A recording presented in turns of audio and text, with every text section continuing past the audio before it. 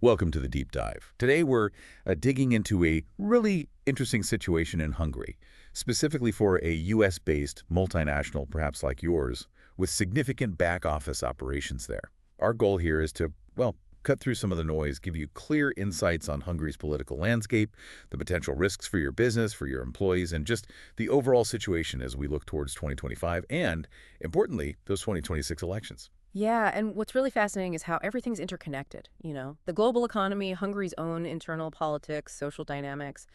It's creating this complex web. Opportunities, yes, but challenges too, especially for companies with that kind of footprint. We'll try to connect those dots for you. Okay, so let's jump right into that political scene.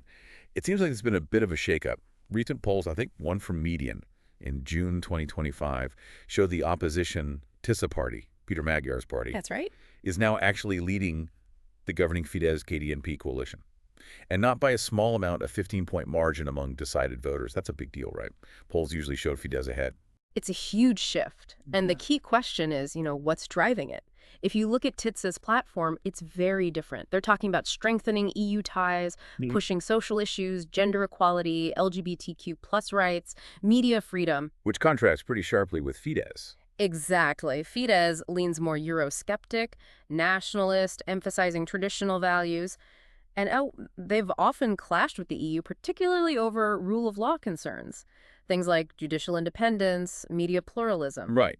And here's where it gets really interesting. Despite TISA leading in these polls, some analysts are still predicting a Fidesz win, maybe a narrow one.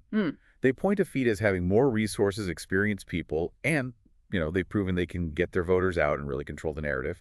Prime Minister Orban even mentioned an Easter-time cleaning against critics. Yes, and we've seen concrete actions, too, like redrawing electoral districts, that foreign agent bill, things that critics say are designed to, well, tilt the playing field. Yeah. So the takeaway isn't just who wins, perhaps, but the need for businesses like yours to be agile.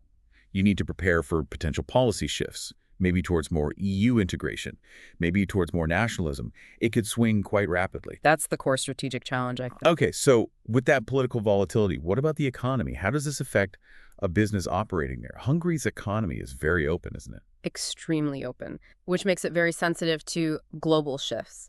And we are seeing forecasts pointing towards slower global GDP growth, maybe 2.8% for 2025.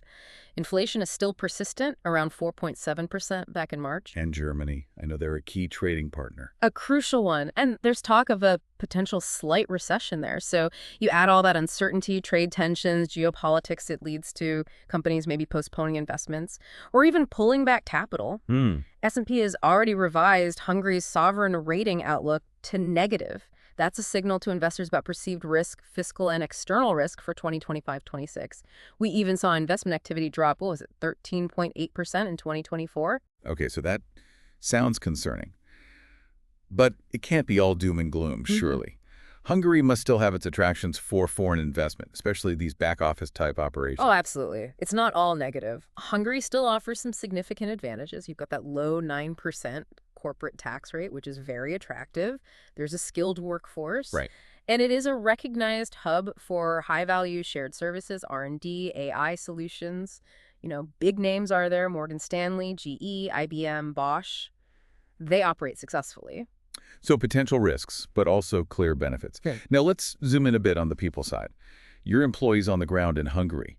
What's the labor situation like? Well, Hungary has pretty comprehensive labor laws. Standard things like 40-hour work weeks, overtime rules are covered. There have been minimum wage increases, and employee benefits are generally quite robust. Okay. And the job market itself? Finding talent. That's where it gets a bit tricky. Unemployment is relatively moderate, 4.3% in March 2025, and wages are actually growing faster than inflation, which is good for workers. But a Randstad HR survey from this year highlighted some real challenges for companies. Number 1, unrealistic salary expectations from candidates. And number 2, a growing problem with job seekers having limited or even no relevant work experience. So finding the right people at the right price might be tough, even if unemployment isn't super high. Exactly. That directly impacts your recruitment, your training costs, your retention strategies. Is the government doing anything about that? They are trying. There's a HUF $150 billion initiative aimed at boosting the labor market.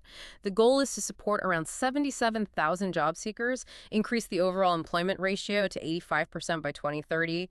They're using tools like wage subsidies and training support. So an effort to build up that talent pool. Hmm. Okay. This deep dive really shows Hungary is at a fascinating point, doesn't it? Politically charged, definitely sensitive economically. Yes, but still presenting these unique opportunities, especially for the kind of specialized back office operations you're focused on. That interplay, the challenging global picture, the contested election coming up, specific domestic policies, it creates a very dynamic, maybe even high-stakes environment for any multinational there. Understanding those moving parts is absolutely key to navigating it successfully. So perhaps the final thought for you to mull over is this. Given all this political volatility we've discussed and the economic uncertainties, how can a U.S. multinational like yours best balance that need for short-term operational efficiency with ensuring long-term strategic resilience? How do you ensure business continuity and look after your employees' well-being in Hungary through all this?